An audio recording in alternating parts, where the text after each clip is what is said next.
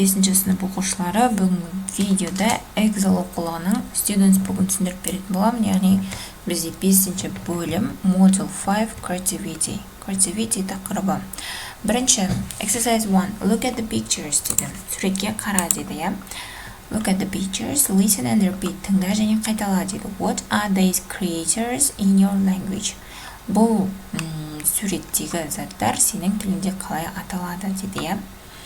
Ендеше, бірінші, бұл жерде орындайтын тапсырма жоқ, оқушылар суретке қараймыз, тыңдаймыз және қайталаймыз. Келесі екінші тапсырма listen, repeat and point to. Тыңда, қайтала дейді, я. Яғни мына сөздерді тыңдап қайталауымыз керек. A thick mane, a single eye, a horn, a long tail, sharp claws, a big wings, sharp teeth, long feathers. Яғни осы сөздерді қайталаймыз. Келесі үшінші жаттығу. Which of the creatures looks like a horse, a huge snake, a giant, an eagle? Яғни үшінші жаттығуда жауап береміз. Бірінші суреттегі хиппогрифия. A hippogriff looks like a horse and an eagle. Яғни бұл суреттегі жануар бір жағынан жылқыға және де бүркітке ұқсайды деп жаздық, я. Келесі екінші, бұл фоникс, я. Фоникс looks like an eagle. Бұл да суретте бүркітке ұқсайды деп жаздық. Келесі үшіншісі самұрық, яғни самұрық құсы, я. Looks like an eagle. Бұл да бүркітке ұқсайды деді. Келесі төртінші, cyclops, яғни looks like a giant. Ол гигантқа ұқсайды деп жаздық. Келесі unicorn, бесінші, looks like a horse. Ол жылқыға ұқсайды деп жаздық. Келесі алтыншы dragon.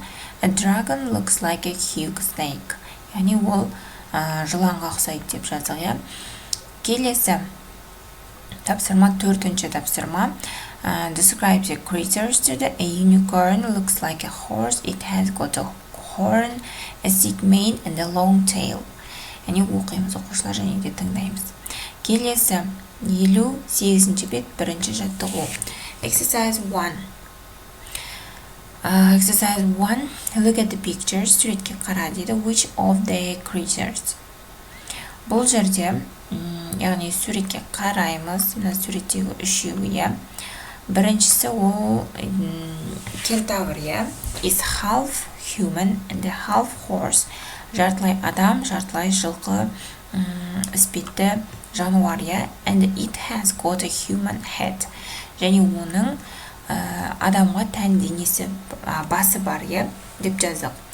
Келесі chimera, яғни has got 3 heads. Оның 3 басы бар, я, мынау жануар. Келесі phoenix has got a long tail and a sharp beak. Деп біз осы сипаттап жазады екеміз бірінші жаттығуда. Келесі екінші жаттығу. Read the title and the introduction to the text. Текстің тақырыбын және оның кіріспесін оқы дейді. Who is Harry Potter? Гарри Поттер деген кім дейді. How are these creatures related to him? Listen and read to find out. Яғни бұл жерде сұраққа жауап береміз. Гарри Поттер деген кім дейді.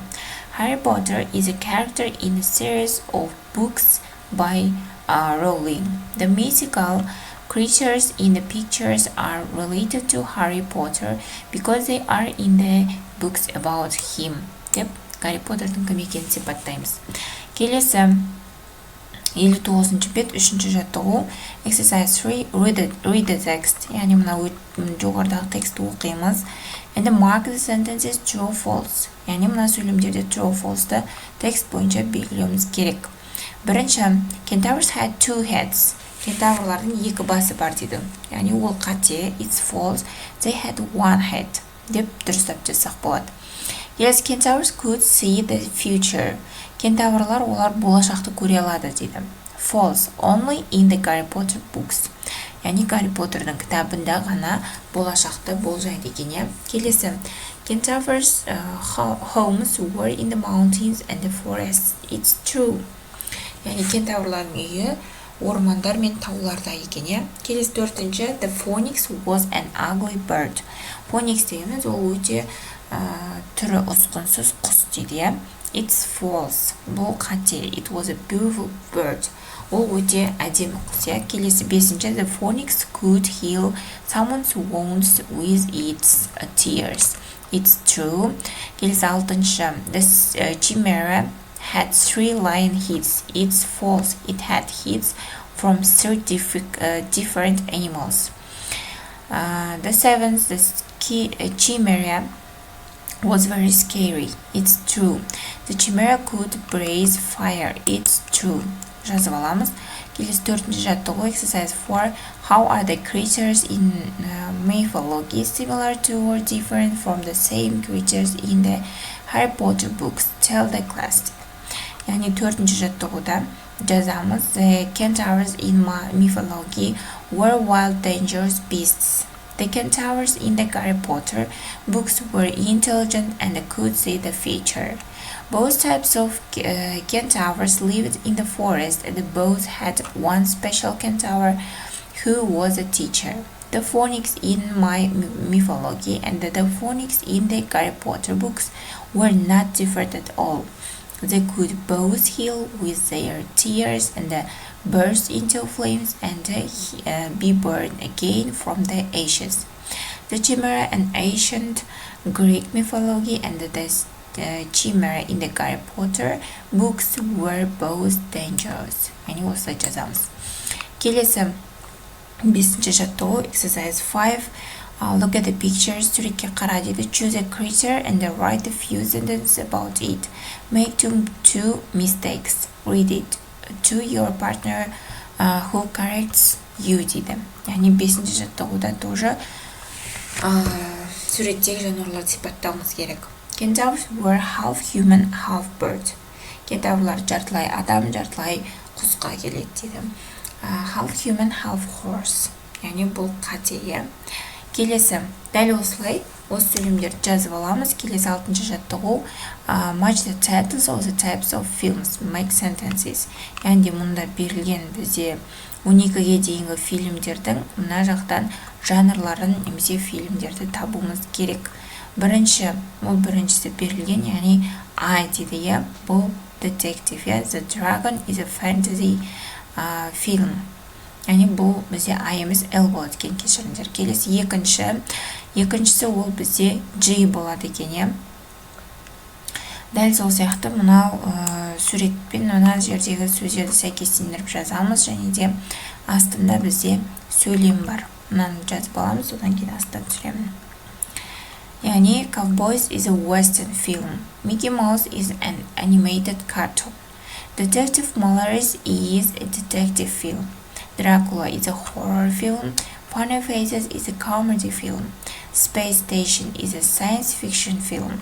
Love Story is a romance. The Explorers in an action or adventure film. Queen Victoria is a historical film. The Search is an adventure and or action film. Let's Dance is a musical film. Then exercise 7. In pairs talk about types of films as in the example. Яғни мына жердегі біз жұптық тапсырма бұл, иә. In pairs talk дейді, жұптасып сөйлес дейді. Яғни мына фильмдер жайында. Бұл жерде жазсақ болады. Do you like animated cartoon films? Yes, I love them. So do I. They are funny. How about historical films? I don't like them. Neither do they. Boring. I don't like detective films. Really? I do. I like science fiction films. Really? I don't. Деп осылай мысал ретінде жазсақ болады. Келесі 8-ші жаттығу, exercise 8. Use the words to talk about the films in exercise 6. 6-ші жаттығудағы сөздерді қолдансақ болады, және де фильмдер жайында әңгімелес дейді, иә. Онда мен бірнеше мысал келтіредім. Жазып аламыз, оқушылар. Біріншісі, Cowboys was on TV last night. Теледидардан өткен түні ковбойлар туралы фильм болды дейді. Really? What was like? Яғни рас па, ол қандай болды дейді. It was very interesting. Ол өте қызық болды дейді. Келесі екінші, Mickey Mouse. Mickey Mouse was on TV last night. Mickey Mouse өткен түні теледидардан болды дейді. Really? What was it like? Ол қандай болды? It was very funny. Ол өте көңілді болды. Келесі, Detective Mallory was on TV last night. Really? What was it? It was very interesting. Дәл сол секілді бізде мұны давайте оқушылар скрин жасап аламыз, немесе тоқтатып жазып аламыз. Келесі, одан кейінгі соңғысы. Осылай тоқтатқан кезде тоқтатып алып жазып алсақ болады оқушылар. Сонымен келесі 9-шы жаттығу exercise 9. Prepare a short presentation of other mythical creatures. You can use a key phrase. Яғни 9-шы жаттығуда біз жазсақ болады. Мына сөйлемдерді жазып аламыз оқушылар. Оқушылар, осымен біздің сабақ талдауымыз аяқталды. Каналда Эксел оқулығының Workbook тапсырмалары да шығып жатыр. Кіріп қарап көрсеңдер болады.